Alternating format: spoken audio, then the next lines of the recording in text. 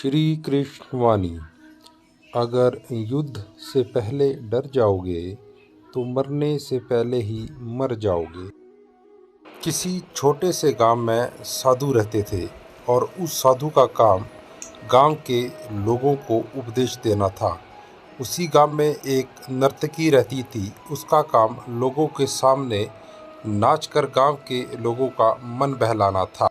एक दिन गांव में कुछ कुदरती आपदा आ गई और वह साधु और नर्तकी दोनों उस कुदरती आपदा में मर गए। मरने के बाद जब ये दोनों यमलोक पहुंचते हैं तब इनके कर्मों और उनके पीछे छिपी भावनाओं के आधार पर इन दोनों को स्वर्ग या नरक में भेजने की बात होती है। साधु को खुद को स्वर्ग में ही आश्रय मिलेगा, इस बात का अंदाजा था। दूसरी तरफ नर्तकी के दिमाग में कुछ भी नहीं था, उसे तो सिर्फ फैसले का इंतजार था।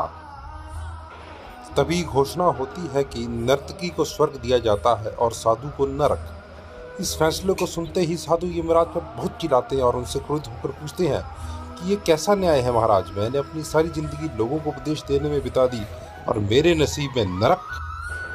जबकि ये नर्तकी जीवन भर लोगों को रिझाने के लिए नाचती रही और इसे स्वर्ग दिया जा रहा है, ऐसा क्यों, मेरे साथ ये अन्याय क्यों?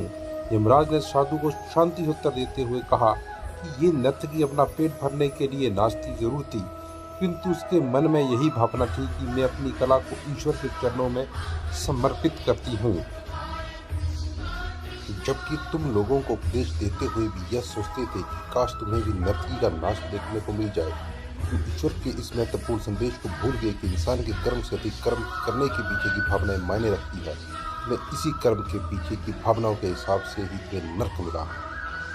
इसलिए मित्रों, आप शुद्ध भाव से कर्म करें, श्री कृष्ण आप पर अवश्य कृपा करेंगे। जय श्री कृष्ण।